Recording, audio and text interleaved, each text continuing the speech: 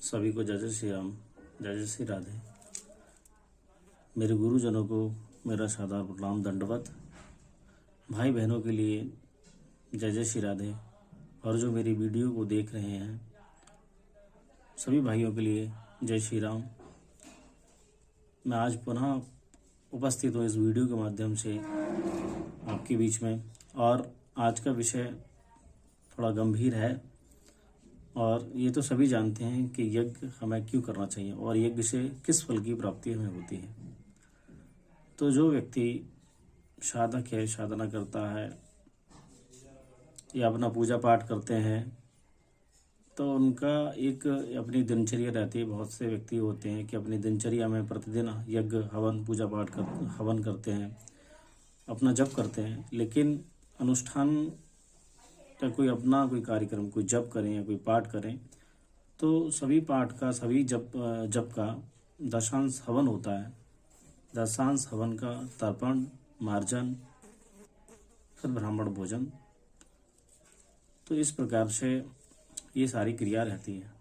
और जब हम किसी भगवान के प्रति हमारी श्रद्धा और विश्वास रहता है या हमारे जो इष्ट हैं आराध्य हैं उनके प्रति श्रद्धा विश्वास रहता है, हम जो भी पूजा पाठ करते हैं तो उसमें हवन भी बहुत ज़रूरी है। और यज्ञ क्यों करना चाहिए, यज्ञ से क्या फल की प्राप्ति होती है, मैं आपको आज इस वीडियो के माध्यम से बताऊंगा।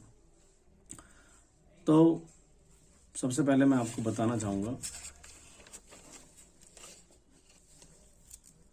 कि यज्ञ करने से हमें किस फल की प्राप्ति होती है और यज्ञ क्यों करना चाहिए और कैसे यज्ञ को किया जाता है।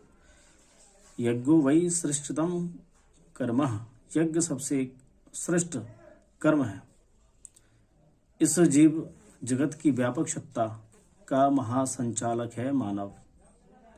उन्नत जीवन व्यवस्था के उस अन्वेषक की सत्ता का मूलाधार है मानवता।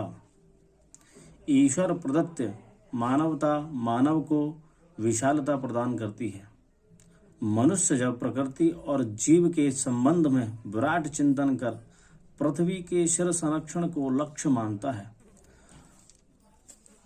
तो वह उस सर्वव्यापक का अंग बन जाता है। सर्वव्यापक है मात्र परमेश्वर, जो इस समूचे सृष्टि के जड़ और चेतन में सम रूप से विद्यमान है। ये समस्त संसार परम परमेश्वर की महालीला है। जीव जगत विश्व और जीवन उस महाशक्ति स्रोत की व्यापकता का घोतक है।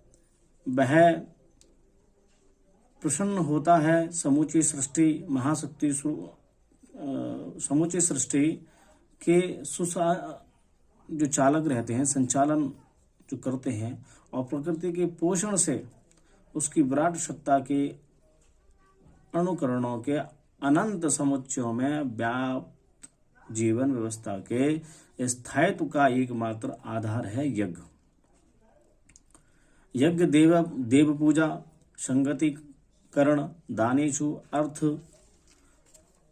में प्रयुक्त यज्ञ शब्द निष्पन्न होता है। यज्ञ वही विष्णु, यज्ञ स्वयं भगवान विष्णु का ही स्वरूप है। यज्ञ वही श्रेष्ठतमं कर्म, यज्ञ सर्वसे श्रेष्ठ कर्म यज्ञ है। यज्ञ से धर्म, अर्थ, काम, मोक्ष, जो मोक्ष ये चारों जो पुरुषार्थ होते हैं वो यज्ञ से ही हमें प्राप्त होते हैं। तो सभी प्राणियों के लिए, सभी व्यक्तियों के लिए जो अपना पूजा पाठ दिनचर्या में रहते हैं उन्हें यज्ञ, पूजा पाठ, हवन यज्ञ अवश्य ही करना चाहिए, कराना चाहिए। तो भगवान कृष्ण ने स्वयं जो है गीता में लिखा हुआ है, यज्ञ शिष्टा स्नेह संतो मुच्यते सर्वकिल विषयी भुजन्ते ते त्वघम पापा ये प्रचंत्यात्म कारणात्। भगवान नारायण कहते हैं, भगवान कृष्ण कहते हैं, अन्नात् भवति भूतानि पार्जन्य दान संभवा, यज्ञात् भवति पार्जन्यो यज्ञ कर्म समुद्भवा। उसमें क्या बताया है कि आप इस विषय को ध्यान से सुनना। अन्न से सभी का जीवन सुरक्षित है, ये सभी जानते हैं कि बिना अन्न के किसी का जीवन सुरक्षित नहीं रह सकता। और अन्न जो होता है वो वर्षा से होता है। वर्षा जो होती है, पहले के ऋषि मुनि इतनी तपस्या करते थे, वो वर्षा होती है यज्ञ से। किससे होती है? यज्ञ से वर्षा होती है। यज्ञ किस प्रकार करना चाहिए? यज्ञ त्रिकालदर्शी ब्राह्मणों के द्वारा, वेद विद्या धारण करने वाले ब्राह्मण, संध्या वंदन करने वाले ब्राह्मण से यज्ञ विधि विधान से कराने से होता है। ये भी नहीं है कि बस रोली ले आए और फल ला दिए, पान ला दिए, बस ऐसी सामग्री हुई गांव की, वही घास कूड़े वाली हो गया। यज्ञ के लिए जो सामग्री होती है वो अलग बनती है। वैदिक संस्कृति के द्वारा उसकी सामग्री जो रहती है वो तिल का आधा जौ का आधा चावल, घी, बूरा, पंचमेवा इत्यादि रहती है। तो इस प्रकार से सामग्री बनती है। अगर सामग्री हमारी ठीक है, जिस प्रकार से हम पकवान को अपने हिसाब से, पकवान को, अपने व्यंजनों को तैयार करते हैं कि ये खाने का मन है, वो खाने का मन है, अलग अलग तरीके की पकवान हम अपने लिए बनाते हैं, उसी प्रकार से भगवान को जब हम कोई भी स्वाहाग रूप में कोई भी साकल्य प्रदान करते हैं, आहुति प्रदान करते हैं, तो उनका हविष्य भी अच्छा ही होना चाहिए, वेद पद्धति के अनुसार ही होना चाहिए। और जो व्यक्ति यज्ञ होम करते हैं वो सभी प्रकार के जीवन में आने वाली समस्याएं, जिन समस्याओं से ग्रसित रहते हैं, उन समस्याओं से छूट करके परमेश्वर की शरण में जाते हैं। भगवान कृष्ण ने गीता में और कहा है कि कर्म ब्रह्मोदभा विद्धि ब्रह्मक्षर समुद्भवम तस्मा सर्वगतम ब्रह्मा नित्य यज्ञ प्रतिष्ठिताम। कर्म वेद से उत्पन्न होता है, वेद अक्षर ब्रह्मा से उत्पन्न होता है, अतएव सर्वव्यापक परमात्मा यज्ञ नारायण में स्थित है। यज्ञो वै सृष्टतम कर्म, अर्थात यज्ञ ही सृष्टतम कर्म है। यज्ञो वै विष्णु कर्तुम समर्थ भगवान ने ही यज्ञ नारायण रूप अवतार लिया। सर्वप्रथम तीर्थराज प्रयाग में, ये तो सभी जानते होंगे, सर्वप्रथम तीर्थराज प्रयाग में सृष्टि के पालन के लिए ब्रह्मा जी महाराज ने यज्ञ किया था। और क्या कहा? दानम प्रसंगम मधुरा च वाणी देवार्चनम ब्रह्म तर्पणं दच स्वर्गागतानाम इह जीवलोकै चत्वारि चिन्नानि वसन्ति देहे। हमारे जो ऋषि मुनि थे, हमारे नारायण भगवान जो थे, ज्ञानी थे, ब्रह्मा जी ज्ञानी थे, उन्होंने सृष्टि की पालन के लिए, सृष्टि की अच्छी व्यवस्था बनाने के लिए ये सारे कर्म किए थे। तो वो कहते हैं एनस्य पितरो याता येन याता पितामह येन यायात सताम मार्ग तेन गच्छन ऋष्यति। जिस वेद शास्त्रोक्त पवित्र निर्मल निष्कलंक वर्णाश्रम धर्म मर्यादा के मार्ग पर पितर पूर्वज माता पिता पितामह और अन्य चले,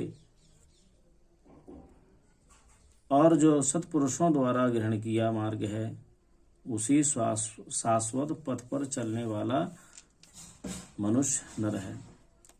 लेकिन सब बुद्धि का ही खेल है। हमारी अगर पूजा पाठ, भगवान के प्रति श्रद्धा विश्वास, हमारे प्रति, हमारा जो है भगवान के प्रति, नारायण के प्रति, या जो भी हमारे इष्ट आराध्य हैं उनके प्रति अगर रहता है तो हमारी बुद्धि कैसी होती है, प्रखर होती है, तीव्र होती है। जब हमारी बुद्धि प्रखर और तीव्र होगी पूजा पाठ के द्वारा, तो हमारे अंदर सकारात्मक ऊर्जा प्रविष्ट होगी। और जब सकारात्मक ऊर्जा हमारे अंदर प्रविष्ट होती है तो नए नए विचार, नई नई योजनाएं हमारे अंदर आने लगती हैं। भगवान के लिए अन्य नई नई व्यवस्थाओं के बारे में हम सोचने लगते हैं।